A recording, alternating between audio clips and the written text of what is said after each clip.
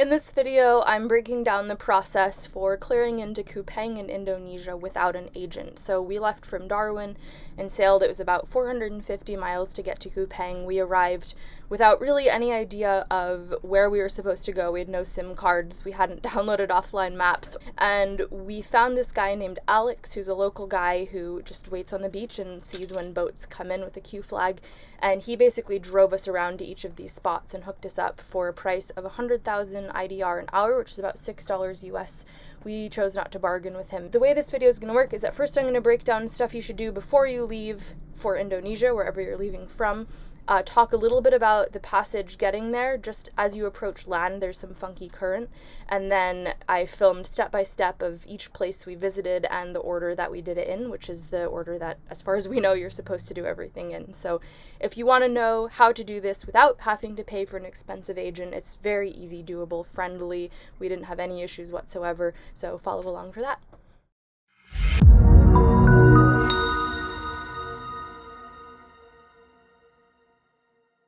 Before you leave for Indonesia, the first thing that you have to do is fill out what's called a VDS, a Vessel Documentation System. And I'll put the link to that in the description below. But it's basically an online form where you fill in all your information on your boat. It's going to ask you for your first port and your last port, and apparently putting in the last port that you want to clear out of is really important. I'm planning on staying in Indonesia a year and a half, so at first I thought I could just put any port and it wouldn't matter, but apparently they do kind of hold you to that, so do a bit of research and figure out the best place to clear out for you, because that could be an issue further down the line. The other must-get before you leave for Indonesia is a visa. We decided to do the simplest option, which is to apply online for a 30-day visa. If you apply online, you can extend for another 30 days online, whereas if you do a visa on arrival, then you have to go into an official immigration place to extend your visa, which just takes a lot of time and is not nearly as convenient. So we got our visas ahead of time and printed them out, because they will ask to see printed out copies of those visas when you go to immigration. The one problem that I encountered with the VDS was when I was trying to upload files to it. It doesn't really tell you the format of the files, but what I eventually figured out is that it has to be a PDF that's less than 5 megabytes, otherwise you won't be able to upload it. I don't have a printer on board, so I printed out 4 copies of everything I'm about to list for you. Every office asks for some combination of all of this stuff, and I wasn't sure who was going to ask for what, so I just printed out 4 copies of everything, and then I knew I was safe. They want a crew list, boat documentation, VDS, MMSI certificate, and they also asked for an engine certificate. If you're not able to find one, they basically want you to have a piece of paper that has the serial number of your engine on it so that they can match it to the serial number on your engine. They also require every vessel entering Indonesia to transmit AIS, which is why they ask you for the MMSI certificate. And also when customs came on board, they asked us to turn on our VHF radio, which is our transponder, just to check that the MMSI was programmed into that. One of the forms that you upload to the VDS is 4 outside photos of your boat from all angles, and Dan made a little form that had those 4 photos and then the boat name, MMSI number, just little boat particulars, and we just uploaded that as one file to the VDS, so we weren't trying to upload all these different pictures, and it worked really well. We also printed out 3 copies of that and handed it out at every office. When we cleared out of Darwin, they gave us 2 copies of the ZARPE, which is the form you get when you leave a country, and that was enough for us. We didn't need to make photocopies of that. Also, we couldn't, because you get it and then you have to leave. I also bought a boat stamp in Darwin before I left. I don't think it's compulsory, but they really do love a stamp, and it costs $30. If you go online, there's plenty of places you can find to design your own stamp.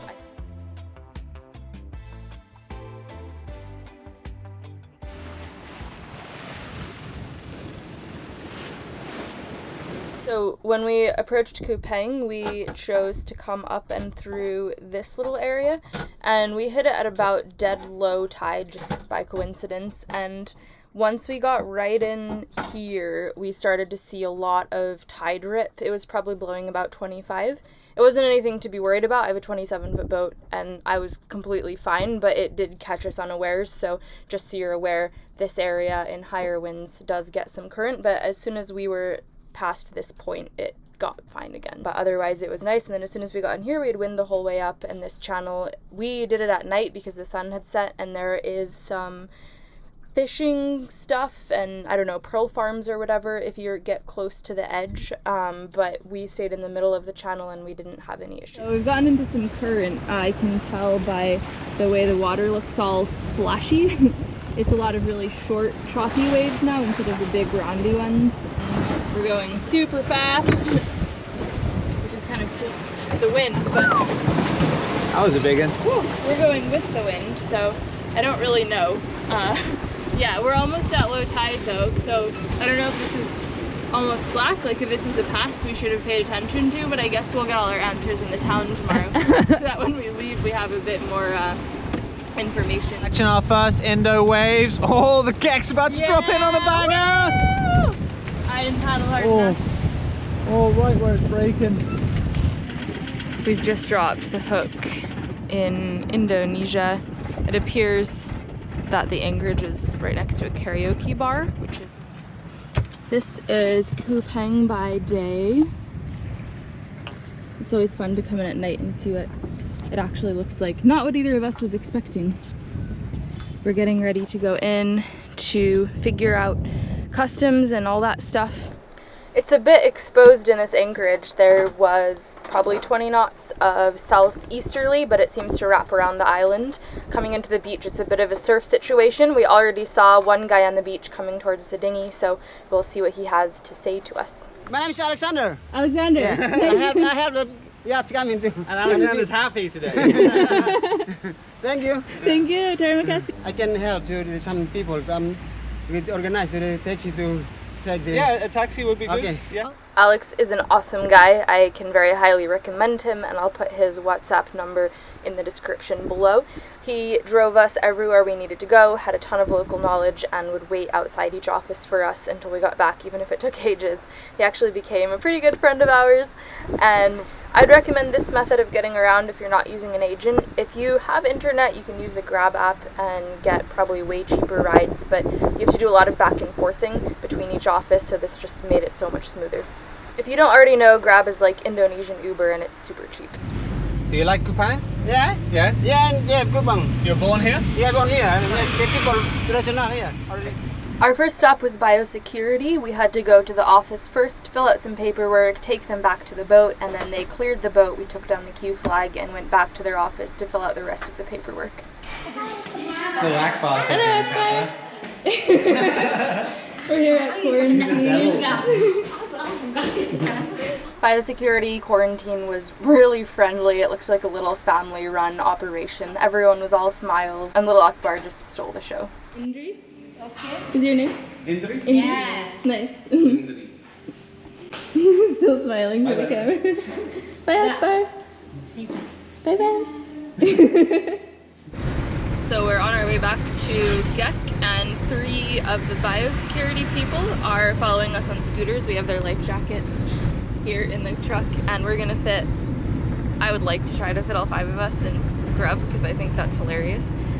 They're all wearing shoes and socks, and it's kind of a wavy beach, so we'll see how that goes. But yeah, pretty cool. Apparently everyone comes out to the boat, so we're just gonna be shuttling a lot of people today, but it's really fun. I mean, if this is all we do today, I'm fine with it. Thank God you don't have your rowboat anymore, hey? Can you imagine if I didn't have grubby poo? Or an engine? Or an engine. I'd just be rowing everyone out one by one. I know we get Okay, we're back at the boat. We're trying to figure out a better place to get them on board so that they don't have to get their feet wet.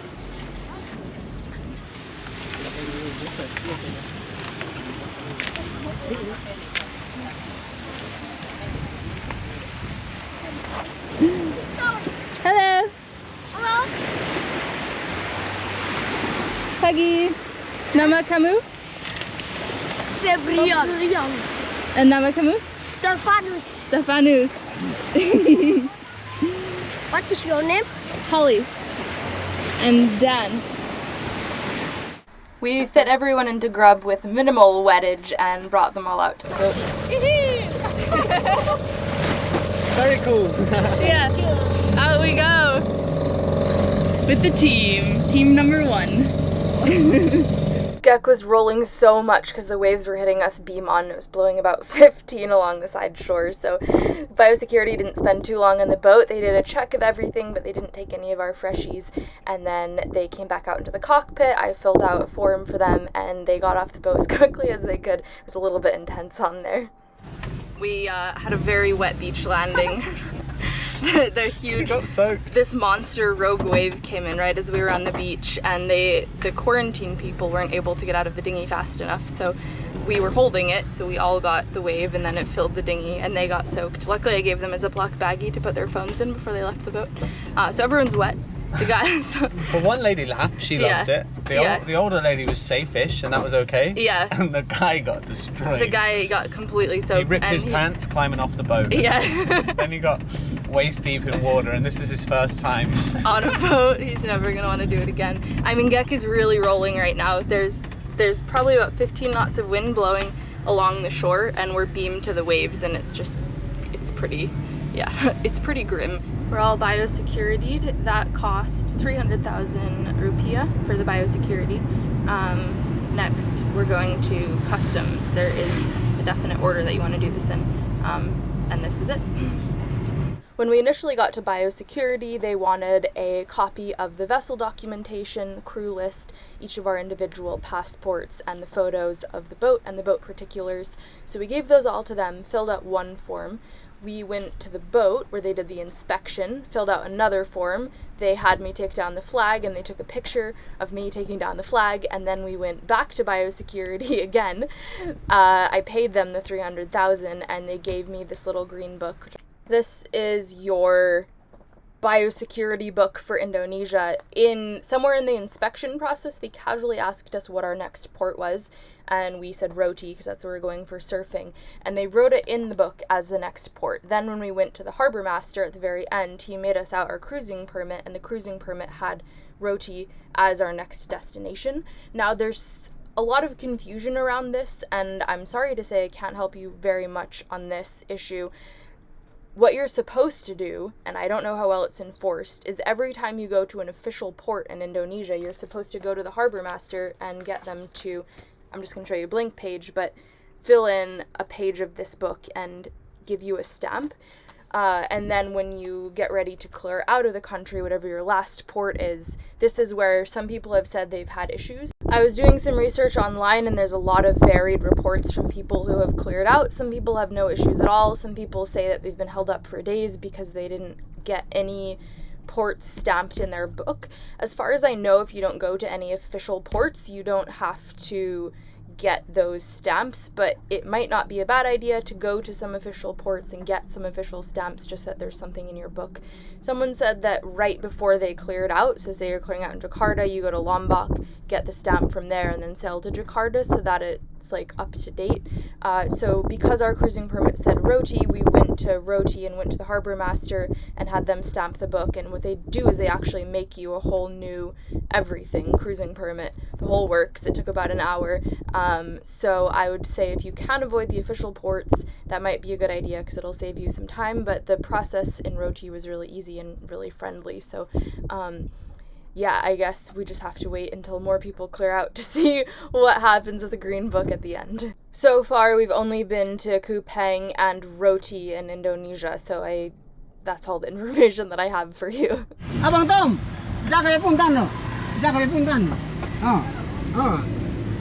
My friend. Nice.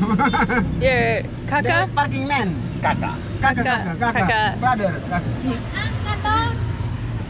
So we've had a little wrench thrown in the works.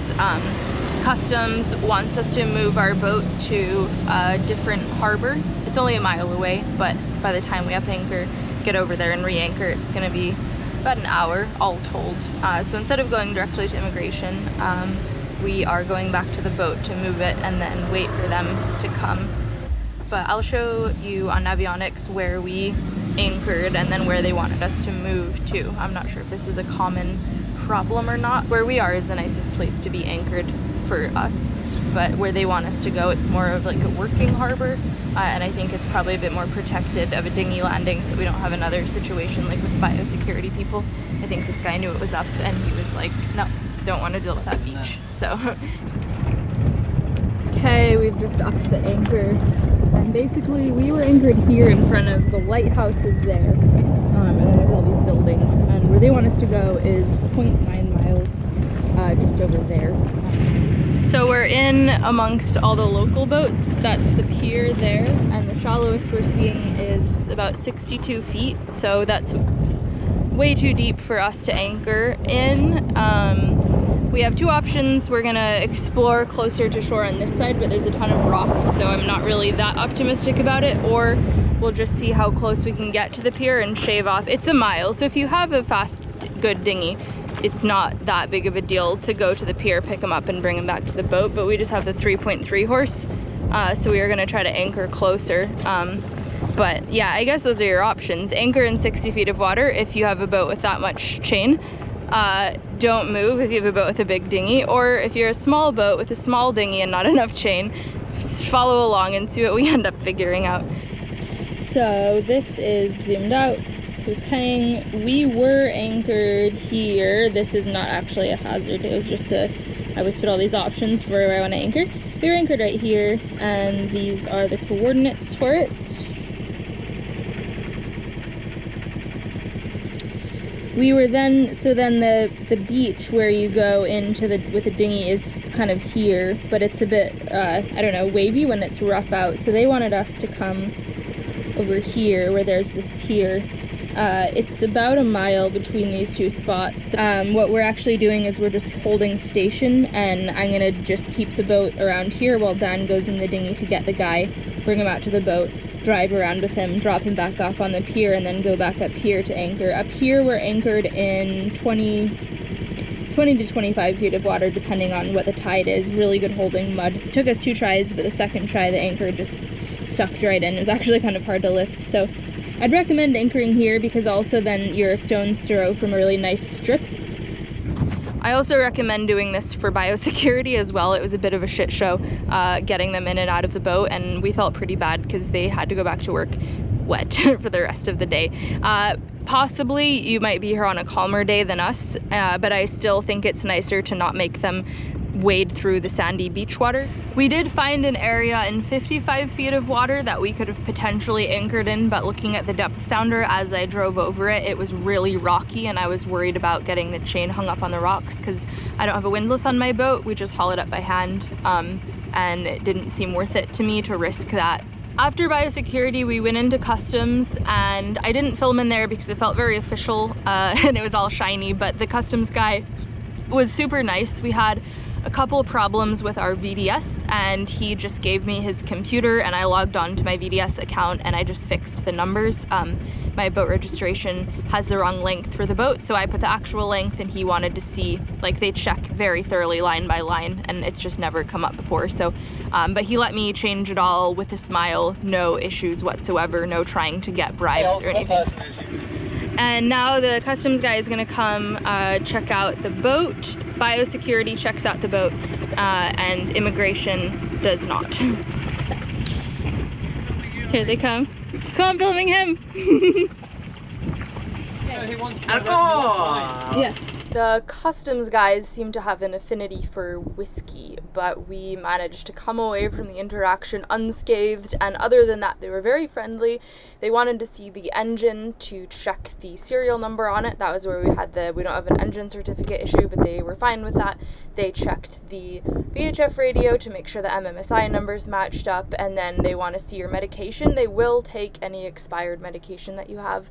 And I've heard from friends who had a more thorough biosecurity inspection that they'll also take expired food, so be prepared for that. So they ask for the medication and the alcohol, and there's more forms to sign out. It was a very friendly process. We had a great time with them. They were some fun guys. Completely. Yeah, nice. Yes. Thank you very much. Maybe. I filmed. YouTube is here. Yeah, YouTube is here. Yeah. Emmanuel says watch YouTube. Yes. Thank you. Holy. Yeah. Holy Mount. Martin. Maybe. Goodbye. Terima kasih. Sama-sama, Holy. Bye-bye. Bye-bye. Yeah. Wow. Okay, customs just left. They were charming. Oh. Bye! They're so fun. We provided them with a list of all our alcohol, all our dry goods, canned goods, and a drugs list. They told us to come back to their office in an hour and 15 minutes to finish filling in the paperwork, which means that we're not gonna make it to immigration today. So this process will take us 2 days. This is because we had to move the boat. If we didn't have to move the boat, we could have gone to immigration in between the customs meetings. But we were coming here fully anticipating it taking a couple days because that's what we'd heard. I think you can do it in 1 day if you get it all together, and it just depends on luck too. So we're not surprised that it's gonna take an extra day, but it should be pretty simple, I think. We're anchored back up in our old spot where it's nice and shallow. Just dropped the hook in 19 feet of water, and it's sort of a mid-tide, which is way better than 60. Customs was a really simple procedure. I'm really glad that we went to the extra trouble of bringing Gecko over there because they told me to come as close as I could to the pier so that they had the shortest possible dinghy ride to get from the pier to Gek. So when I was first just tooling around, I was probably a couple hundred meters off the dock. They wanted me to come right in. So they definitely would not have enjoyed a longer dinghy ride, and for sure they would not have enjoyed getting their feet wet on the beach. And they were just really happy on board, which I don't think they would have been if we had sort of made them come to us. So that paid off for sure. They were really chill about everything. They asked for MMSI. They checked the MMSI number on the radio against the certificate that we gave them. They asked to see the medicine, the liquor, and they didn't look at any of our food or dry stores, but we were prepared to have them look through whatever we wanted. It's not leaking anymore. We're just coming back from our meeting with customs. I filled out a few more forms, signed some documents, and they gave us 2 copies of a customs clearance form. At customs, they asked to see a printed out version of the VDS and the boat certificate, crew list, and passport copies.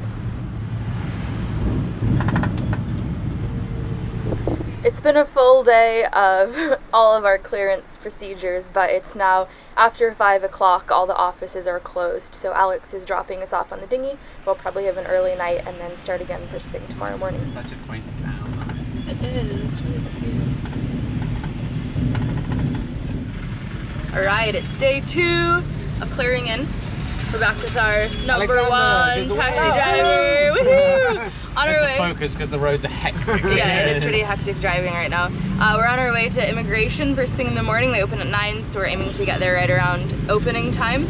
We have our visas that we got online. We just went for the 30-day visas. Immigration is about a half-hour drive out of town in the opposite direction as everything else. So it is a bit of a time suck if you're trying to coordinate everything. The day before, we'd asked Alex if his truck had any music, and the next day he came back with his phone and a little cable to connect it to the speaker, and we just kind of bumped tunes the whole time.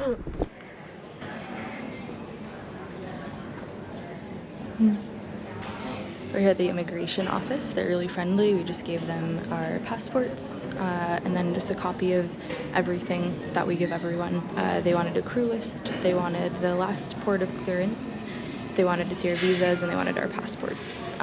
And then as I was shuffling through the papers looking for those things, they saw the other stuff that I'd made and they took a copy of that too. So I think it's fun just to have a bunch on hand to hand out to people because they seem to like it. And okay, we just got our passports stamped, but very easy, very simple process. We just waited for maybe half an hour, 45 minutes, and then they came in with our stamps and this stamped crew list, and they said to bring the crew list to the harbor master, which is where we're going next. On the way to the harbor master, we're stopping by the big telecom cell store to buy tourist SIM cards. You need to bring your passport, and they just process the whole thing for you, sign you up with your passport, and then data is pretty cheap, and this is a good spot to get a tourist SIM if you don't have one. We just got out of the telecom cell store. We ended up paying 75,000 rupees for 40 gigabytes of data, and then it was 10,000 for the SIM card. The 40 gigs last 28 days, and then you get their app, put your phone number in, and you can top up on the app whenever you want to. Easy peasy. Next up, Harbor Master. Yeah. Oh.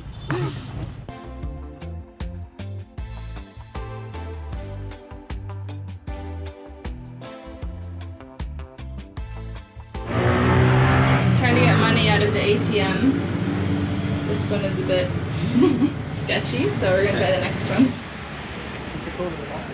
Yeah.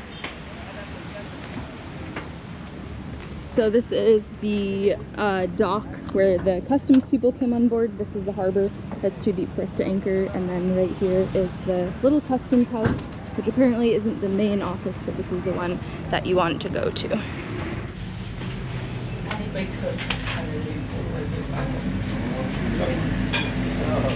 Here at the Port Authority, Port Master, right? Sure. Daddy? Yeah, Daddy, Harbor Master. Daddy. And Co. From the Roti original. The comes from Roti, where we're going next. The king of Roti. And we're just getting our clearance signed. Really easy process, super friendly. Yeah, just many stamps, bowl of stamps. And what's your name? Martin. Martin. Martin. Oh, like me, Holly Martin. Martin king. Yeah, king. Cool. Nice. At the harbor master, they asked for the most paperwork of any place. I wrote it down because I couldn't even remember it all. But they want a copy of your boat certificate, your Zarpe from your last port. And on Darwin, they gave us 2 copies of that, which is good because there's 2 places that want it. Copies of both the passports, the crew list, which immigration stamps for you, the green book that Biosecurity gives you, and the paper that customs gives you. When you clear into customs, they give you 2 papers. One the harbor master keeps and the other one you get to keep. And then in exchange, they stamp the little green book and give you a certificate to show if anyone ever gives you grief, to show that you have your cruising permit for Indonesia, and then that cruising permit is good for all of Indonesia. And that's it, we're all cleared in. On to the 4 places we're supposed to go to. It took us 2 days, might take you 1 day if you're a little more organized than we are, and just friendly, easy all the way.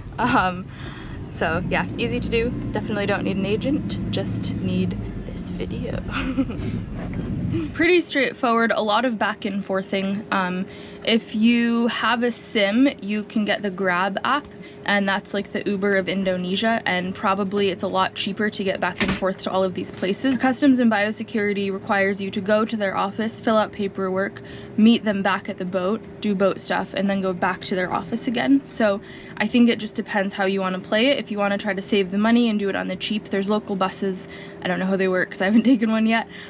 There's the Grab app, and you can probably just get rides to and fro, but it is a lot of to and froing, but that's totally your call on how you want to play that one out. I think if you go with an agent, they probably do a lot of arranging for you and arrange for everyone to come out to your boat. So yeah, I mean, there's a lot of ways to do it, but if you want to do it on a budget-friendly sort of way, this is probably the way that I'd recommend. I'm gonna put in the description below, I'm going to put Google Maps links to the different offices, Immigration, Customs, Biosecurity, Harbor Master, so if you want to do it on your own, you can do it on your own, and also to the telecom cell place if you're needing to get a SIM card. And if you liked this and you haven't seen my channel before, please check out my other videos. I'm captaining my 27-foot sailboat around the world, doing a lot of solo stuff, doing some stuff with friends and family, exploring a bunch of different places on a budget, on a tiny boat, just trying to see the world without spending too much money doing it. So yeah, I hope this was helpful. As a celebration for being all cleared in, we went out for a beer and invited Alexander, and then realized that his friend is the one who runs a karaoke bar we heard when we first arrived. So, of course, we had to go there and sing karaoke with him. We drank this local liquor, which comes in a water bottle and looks like water. We also had a water bottle full of water, and I accidentally took a giant gulp of the not water alcohol, thinking I was taking a giant gulp of the water. But their liquor, it's like a palm liquor or something, they make it themselves. So it was really fun. We just sat around in this little pit on the beach and passed around the microphone. We all sang karaoke.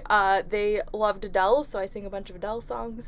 Dan sang some songs, and they sang some songs. It was a really hilarious night.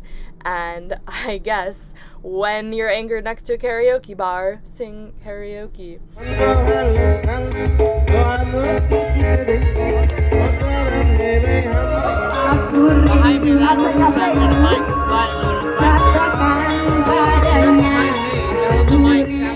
The day day before we left, Alex surprised us with a visit and a thank you gift for our night out the night before. Hello, Apa kabar? it's Alexander. He just turned up this morning to give us a souvenir. Terima kasih Ya, banyak. sama-sama. Terima kasih. Ya, sama-sama. What is, can you tell me about this? What? Ini selendang. Selendang. Selendang. And this is, He wore it around the neck It's with the his scarf. scarf. so you wear it Oh like yeah, this? I put an Ooh. traditional of Timor.